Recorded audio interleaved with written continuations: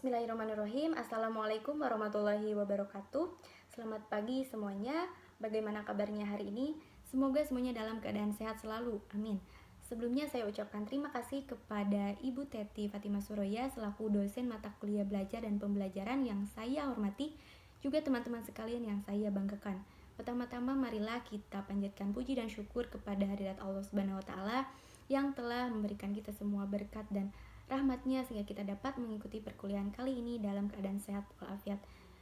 Tak lupa juga kita curahkan sholawat serta salam kepada Rasulullah Shallallahu Alaihi Wasallam yang telah membawa kita ke peradaban dunia yang lebih baik ini. Saya di sini Resa Maya Anggesopa dengan nomor NPM 2021222019 selaku moderator yang akan memandu presentasi kali ini. Pada kesempatan kali ini saya ditemani dengan dua orang teman saya, yaitu ada Haifa Nurlistianingsi dengan nomor NPM 2021222023 dan Pia Respiana dengan nomor NPM 2021222023.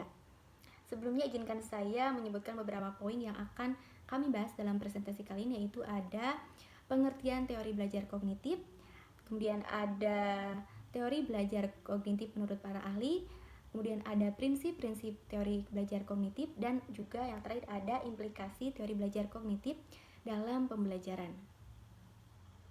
Baiklah, kita langsung saja ke pembahasan yang pertama yang akan disampaikan oleh saya sendiri mengenai pengertian teori belajar kognitif. Definisi kognitif berasal dari kata cognition atau yang mempunyai persamaan dengan knowing yang berarti mengetahui. Dalam arti yang luas, cognition atau kognisi ialah perolahan, penataan, penggunaan pengetahuan. Teori belajar kognitif lebih mementingkan proses belajar daripada hasil belajarnya.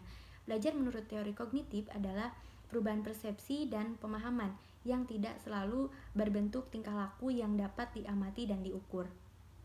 Teori belajar kognitif lebih menekankan bagaimana proses atau upaya untuk mengoptimalkan kemampuan aspek rasional yang dimiliki oleh orang lain. Oleh sebab itu, kognitif berbeda dengan teori behavioristik yang lebih menekankan pada aspek kemampuan perilaku yang diwujudkan dengan cara kemampuan merespon terhadap stimulus yang datang kepada dirinya.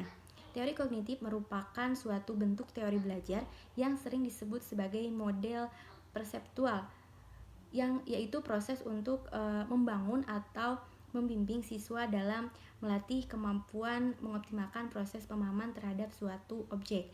Teori kognitif menyatakan bahwa tingkah laku seseorang ditentukan oleh persepsi serta pemahamannya tentang situasi yang berhubungan dengan dirinya. Belajar merupakan perubahan persepsi dan pemahaman yang tidak selalu dapat terlihat sebagai tingkah laku yang nampak. Jadi secara umum teori kognitif memiliki pandangan bahwa belajar atau pembelajaran adalah suatu proses yang lebih menitikberatkan proses pembangunan ingatan, retensi, pengolahan informasi, emosi, dan aspek-aspek yang bersifat intelektualitas lainnya. Oleh sebab itu, belajar juga dapat dikatakan bagian dari kegiatan yang melibatkan proses berpikir yang sangat kompleks dan komprehensif. Kemudian materi yang selanjutnya yaitu mengenai prinsip-prinsip belajar kognitif. Teori belajar kognitif didasarkan pada 4 prinsip dasar, yaitu yang pertama, pembelajaran aktif dalam upaya untuk memahami pengalaman. Teori belajar kognitif didasarkan pada keyakinan bahwa peserta didik aktif dalam upaya untuk memahami bagaimana dunia bekerja. Kepercayaan ini konsisten dengan teori Piaget dan Vygotsky tentang pemandangan pengembangan pelajar. Pembelajar melakukan lebih dari sekedar menanggapi. Mereka mencari informasi yang membantu mereka dari jawaban pertanyaan.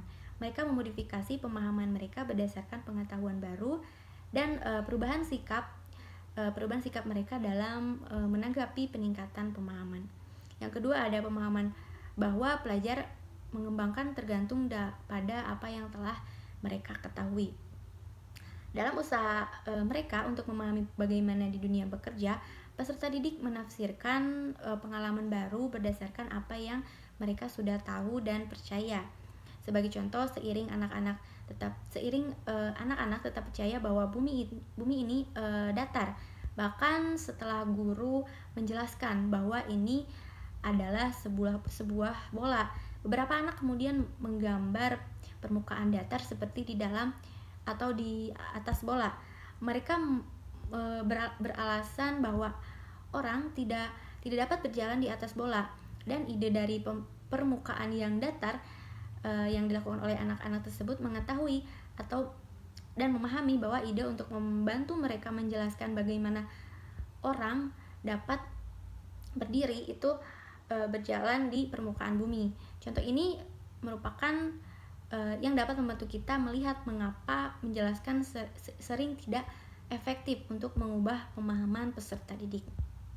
Nah, yang nomor 3 yaitu belajar membangun pemahaman pada catatan.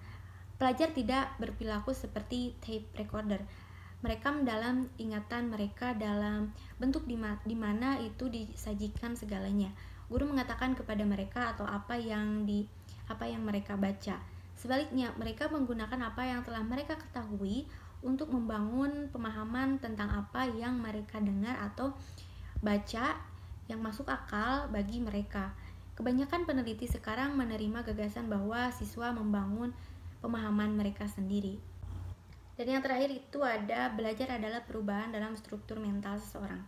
Dari perspektif kognitif, belajar adalah perubahan dalam struktur mental seseorang yang atas kapasitas untuk menunjukkan perilaku yang berbeda. Dari perspektif kognitif, belajar dapat terjadi tanpa ada perubahan langsung dalam perilaku. Bukti perubahan dalam struktur mental dapat terjadi dalam beberapa waktu kemudian. Struktur mental tersebut merupakan perubahan termasuk skema, keyakinan, tujuan, harapan, dan komponen-komponen lainnya. Baiklah, itu dia pembahasan mengenai pengertian dan prinsip dari teori belajar kognitif. Untuk pembahasan yang selanjutnya akan disampaikan oleh Haipa Nurlistianingsih. Kepada Haipa, saya persilahkan. Terima kasih kepada moderator yang telah memberikan saya waktu untuk menyampaikan materi. Sebelumnya, perkenalkan nama saya Haifa Nurlistianingsih dengan NPM 20121220023. Saya akan menyampaikan materi tentang teori belajar kognitif menurut para ahli, yaitu Jean Piaget dan Jerome Bruner. Baik, yang pertama adalah teori perkembangan Jean Piaget. Jean Piaget lahir di Swiss pada tahun 1896. Beliau adalah seorang pakar terkemuka dalam disiplin psikologi kognitif, yang pada awal mulanya bukanlah seorang psikolog melainkan seorang ahli biologi, tetapi telah berhasil menulis lebih dari 30 buku bermutu yang bertemakan perkembangan anak dan kognitif. Menurut Piaget, perkembangan kognitif merupakan suatu proses genetik, artinya proses yang didasarkan atas mekanisme biologis, yaitu perkembangan sistem syaraf. Dengan semakin bertambahnya usia seseorang, maka semakin komplekslah susunan sel syarafnya dan makin meningkat pula kemampuannya. Adapun tahapan-tahapan menurut Jean Piaget adalah: yang pertama, tahap sensori motor. Dari lahir sampai kurang lebih umur 2 tahun. Dalam 2 tahun pertama kehidupan bayi ini, dia dapat sedikit memahami lingkungannya dengan jalan melihat, meraba atau memegang, mengecap, mencium, dan menggerakkan. Dengan kata lain, mereka mengandalkan kemampuan sensorik serta motoriknya. Beberapa kemampuan kognitif yang penting muncul pada saat ini. Anak tersebut mengetahui bahwa perilaku yang tertentu menimbulkan akibat tertentu pula bagi dirinya. Misalkan dengan menendang-nendang, dia tahu bahwa selimutnya akan bergeser darinya. Yang kedua yaitu tahap praoperasional, yaitu kurang lebih 2 tahun hingga 7 tahun. Dalam tahap ini sangat menonjol sekali kecenderungan anak-anak itu untuk selalu mengandalkan dirinya pada persepsinya mengenai realitas. Dengan adanya perkembangan bahasa dan ingatan, anak pun mampu mengingat banyak hal tentang lingkungannya. Intelek anak dibatasi oleh egosentrisnya, yaitu ia tidak menyadari orang lain mempunyai pandangan yang berbeda dengannya. Yang ketiga ada tahap operasi konkret, yaitu kurang lebih 7-11 tahun. Dalam tahap ini, anak-anak sudah mengembangkan pikiran logis. Dalam upaya mengerti tentang alam sekelilingnya, mereka tidak terlalu menggantungkan diri pada informasi yang datang dari panca indera. Anak-anak yang sudah mampu berpikir secara operasi konkret sudah menguasai sebuah pelajaran yang penting, yaitu bahwa ciri yang ditangkap oleh panca indera seperti besar dan bentuk sesuatu dapat saja berbeda tanpa harus mempengaruhi misalnya kuantitas. Anak-anak seringkali dapat mengikuti logika atau penalaran, tetapi jarang mengetahui bila membuat kesalahan. Yang keempat ada tahap operasi formal, yaitu kurang lebih umur 11 tahun sampai 15 tahun. Selama tahap ini, anak sudah mampu berpikir abstrak, yaitu berpikir mengenai gagasan. Anak dengan operasi formal ini sudah dapat memikirkan beberapa alternatif pemecahan masalah. Mereka dapat mengembangkan hukum-hukum yang berlaku umum dan pertimbangan ilmiah. Pemikirannya tidak jauh karena selalu terikat kepada hal-hal yang bersifat konkret. Mereka dapat membuat hipotesis dan membuat kaidah mengenai hal-hal yang bersifat abstrak.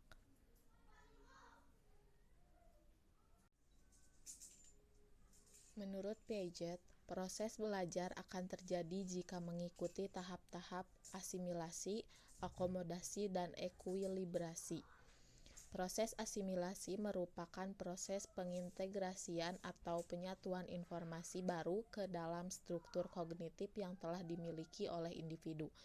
Proses akomodasi merupakan proses penyesuaian struktur kognitif ke dalam situasi yang baru. Sedangkan proses ekuilibrasi adalah penyesuaian berkesinambungan antara asimilasi dan akomodasi. Teori yang kedua adalah teori belajar menurut Jerome Bruner. Jerome S. Bruner lahir di New York pada tahun 1915. Beliau adalah seorang pakar psikologi perkembangan dan pakar psikologi belajar kognitif. Penelitiannya dalam bidang psikologi antara lain persepsi manusia, motivasi, belajar, dan berpikir. Dalam mempelajari manusia, ia menganggap manusia sebagai pemroses, pemikir, dan pencipta informasi. Menurut Bruner, pembelajaran hendaknya dapat menciptakan situasi agar siswa dapat belajar dari diri sendiri melalui pengalaman dan eksperimen untuk menentukan pengetahuan dan kemampuan baru yang khas baginya. Dari sudut pandang psikologi kognitif, bahwa cara yang dipandang efektif untuk meningkatkan kualitas output pendidikan adalah pengembangan program-program pembelajaran yang dapat mengoptimalkan keterlibatan mental intelektual pembelajaran pada setiap jenjang belajar. Menurut Bruner, perkembangan kognitif seseorang terjadi melalui 3 tahapan yang ditentukan oleh caranya melihat lingkungan, yaitu enaktif, ikonik, dan simbolik. Yang pertama ada tahap enaktif. Seseorang melakukan aktivitas-aktivitas dalam upayanya untuk memahami lingkungan sekitarnya. Artinya, dalam memahami dunia sekitarnya, anak menggunakan pengetahuan motorik, misalnya melalui gigitan, sentuhan, pegangan, dan sebagainya. Yang kedua adalah tahap ikonik. Seseorang memahami objek-objek atau dunianya melalui gambar-gambar dan visualisasi verbal. Maksudnya, dalam memahami dunia sekitarnya, anak belajar melalui bentuk perumpamaan dan perbandingan atau komparasi. Yang ketiga adalah tahap simbolik. Seseorang telah mampu memiliki ide-ide atau gagasan-gagasan abstrak yang sangat dipengaruhi oleh kemampuannya dalam berbahasa dan logika. Dalam memahami dunia sekitarnya, anak belajar melalui simbol-simbol bahasa, logika, matematika, dan sebagainya. Komunikasinya dilakukan dengan menggunakan banyak sistem simbol. Untuk belajar sesuatu, Bruner berpendapat perkembangan kognitif seseorang dapat ditingkatkan dengan cara mengatur bahan yang akan dipelajari dan menyajikannya sesuai dengan tingkat perkembangannya. Penerapan sistem ini dalam dunia pendidikan disebut kurikulum spiral, di mana satu objek diberikan mulai dari sekolah dasar sampai perguruan tinggi dengan materi yang sama tetapi tingkat kesukaran yang bertingkat, dan materinya disesuaikan pula dengan tingkat perkembangan kognisi seseorang. Itu saja yang dapat saya sampaikan. Mohon maaf apabila terdapat kesalahan kata. Saya kembalikan lagi kepada moderator. Baik, terima kasih kepada Haipa atas penjelasannya. Marilah kita beralih ke pembahasan yang terakhir yang akan disampaikan oleh Pia Respiana. Kepada Pia saya persilahkan. Terima kasih kepada moderator yang sudah memberikan saya waktu dan kesempatan. Assalamualaikum warahmatullahi wabarakatuh. Saya Pia Respiana, NPM 202122031 akan melanjutkan presentasi dan menjelaskan mengenai teori belajar bermakna dan juga implikasi dari teori belajar kognitif dalam pembelajaran. Baik, untuk yang pertama yaitu mengenai teori belajar bermakna menurut David Ausubel. Jadi David Ausubel ini merupakan seorang ahli psikologi pendidikan yang terkenal dengan teori belajar bermakna atau bisa juga disebut sebagai meaningful learning. Jadi menurut David Ausubel, pembelajaran bermakna merupakan suatu proses mengaitkan informasi baru pada konsep-konsep relevan yang terdapat dalam struktur kognitif seseorang. Jadi apa saja yang termasuk ke dalam struktur kognitif itu? Di antaranya yaitu fakta-fakta, konsep-konsep, dan generalisasi yang telah dipelajari dan diingat siswa. Jadi secara singkatnya, pembelajaran bermakna ini bisa diartikan sebagai proses mengaitkan informasi baru dengan informasi yang sudah dipelajari sebelumnya.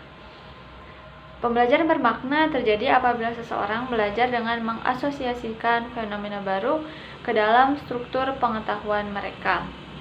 Dalam proses belajar, seseorang mengkonstruksi apa yang telah ia pelajari dan mengasosiasikan pengalaman, fenomena, dan fakta-fakta baru ke dalam struktur pengetahuan mereka. Jadi, seseorang dikatakan menggunakan metode pembelajaran bermakna apabila ia dalam mempelajari sesuatu itu bisa mengaitkan dan mengasosiasikan atau menggabungkan dengan pengetahuan yang sudah ia dapatkan sebelumnya. Selanjutnya, prinsip pembelajaran dalam teori belajar Ausubel. Jadi ada 4 prinsip. Yang pertama yaitu pengatur awal atau advanced organizer. Pengatur awal ini bisa dikatakan sebagai pengait karena prinsip ini mengarahkan para siswa ke materi yang akan dipelajari dan mengingatkan kembali siswa terhadap materi yang sudah dipelajari sebelumnya yang mempunyai keterkaitan dengan materi baru tersebut. Kemudian yang kedua ada diferensiasi progresif. Dalam proses belajar bermakna dibutuhkan pengembangan dan kolaborasi konsep. Artinya di dalam strategi ini guru mengajarkan konsep mulai dari yang paling umum ke yang paling khusus. Sulaiman mengatakan bahwa diferensiasi progresif adalah cara pengembangan pokok bahasan melalui penguraian bahan secara hierarkis sehingga setiap bagian dapat dipelajari secara terpisah dari satu kesatuan yang besar. Kemudian prinsip yang ketiga yaitu ada belajar superordinat. Belajar superordinat ini dapat terjadi apabila konsep-konsep yang telah dipelajari sebelumnya dikenal sebagai unsur-unsur dari suatu konsep yang lebih luas. Kemudian prinsip yang keempat yaitu penyesuaian integratif. Penyesuaian integratif dilakukan dengan cara menyusun materi pelajaran sedemikian rupa sehingga guru dapat menggunakan hierarki-hierarki konseptual ke atas dan ke bawah selama informasi tersebut disajikan. Artinya guru dapat mulai dengan konsep-konsep yang paling umum tetapi perlu diperhatikan keterkaitan dengan konsep subordinat dan kemudian bergerak kembali melalui contoh-contoh ke arti-arti baru bagi konsep yang tingkatannya lebih tinggi. Berikutnya ada implikasi teori belajar kognitif dalam pembelajaran. Yang pertama yaitu memfokuskan pada proses berpikir atau proses mental anak tidak sekedar pada produknya.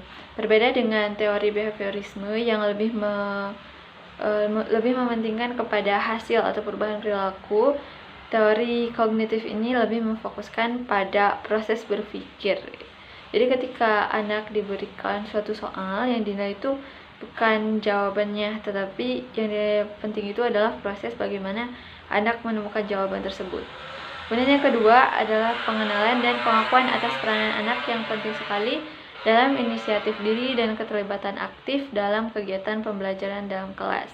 Yang ketiga, tidak menekankan pada praktik yang diarahkan untuk menjadikan anak seperti orang dewasa dalam pemikirannya. Kemudian, yang keempat, penerimaan terhadap perbedaan individu dalam kemajuan perkembangan.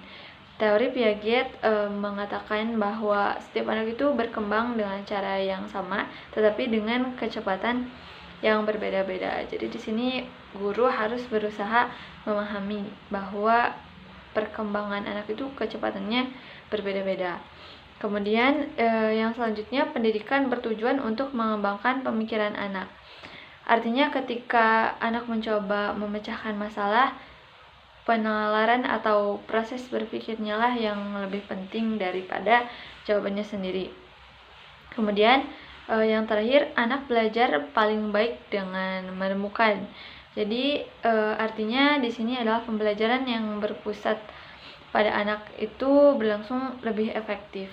Jadi guru tidak meninggalkan anak, tetapi memberi tugas gitu yang dirancang untuk membuat anak itu berusaha berpikir untuk menemukan atau menyelesaikan masalahnya sendiri dengan bimbingan dari guru. Mungkin itu yang bisa saya sampaikan. Terima kasih dan mohon maaf atas kekurangannya. Dikembalikan kepada moderator.